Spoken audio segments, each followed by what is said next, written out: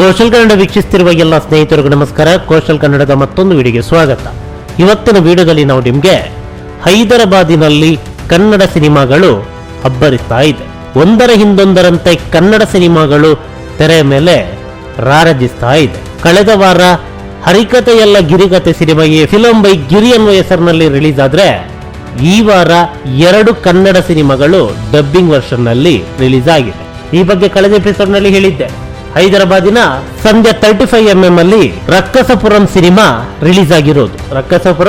ರಕ್ಕಸಪುರದೊಳ್ ಸಿನಿಮಾದ dubbing version ಇದೀಗ ಇದೇ ಸಂಧ್ಯಾ ಚಿತ್ರಮಂದಿರದ ಪಕ್ಕದಲ್ಲಿರುವಂತಹ ಸಂಧ್ಯಾ 70mm ಚಿತ್ರಮಂದಿರದಲ್ಲಿ ಕೆಡಿ ಸಿನಿಮಾ ರಿಲೀಸ್ ಆಗಿದೆ.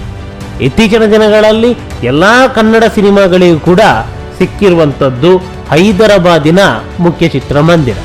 ನಮ್ಮ ರಾಜಧಾನಿ ಬೆಂಗಳೂರಿನ ಗಾಂಧಿನಗರದಲ್ಲಿರುವ ಮುಖ್ಯ ಚಿತ್ರಮಂದಿರಗಳು ಯಾವ ರೀತಿ ಇದೆಯೋ ಅದೇ ರೀತಿ ಹೈದರಾಬಾದಿನಲ್ಲಿ RTC ಕ್ರಾಸ್ ರಸ್ತೆಯಲ್ಲಿರುವಂತಹ ಚಿತ್ರಮಂದಿರ. ಇದರ ಜೊತೆಗೆ ಒಂದಿಷ್ಟು ಚಿತ್ರಮಂದಿರಗಳು ನೋಡಿ. ಇಲ್ಲಿ ಕೆಡಿ ಸಿನಿಮಾಗೆ ಸಿಕ್ಕಿರುವಂತಹ ಚಿತ್ರಮಂದಿರಗಳು ART cinema, Asian, AA cinema, Cinepolis, Cinemax, Cinepolis, PVR, GPR, Miraj, Asian, Cinepolis ನೋಡಿ. ಸಂಧ್ಯಾ ಚಿತ್ರಮಂದಿರ, ಸಂಧ್ಯಾ 70mm, RTC ಕ್ರಾಸ್ ರಸ್ತೆ 11 ಗಂಟೆ, 2:15, 6 ಗಂಟೆ, ಹಾಗೆ 9:15.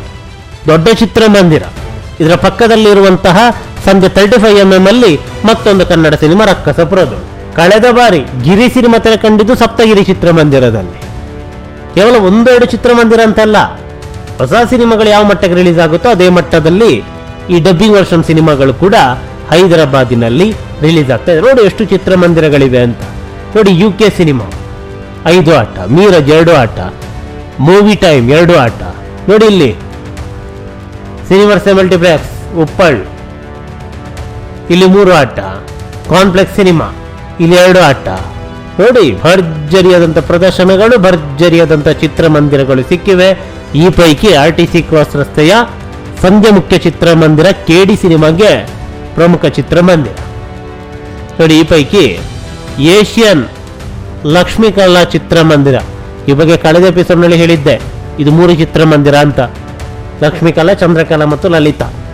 ಈ ಪೈಕಿ ನೋಡಿ ಲಲಿತಾ ಅನ್ನುವ ಆಡಿಟೋರಿಯಂನಲ್ಲಿ ಈ ಸಿನಿಮಾ ರಿಲೀಸ್ ಆಗಿರೋದು. ಲಲಿತಾ ಸ್ವಲ್ಪ ಸಣ್ಣ ಆಡಿಟೋರಿಯಂ, ನೋಡಿ ಯಾವ ರೀತಿ ಇದೆ ಅಂತ.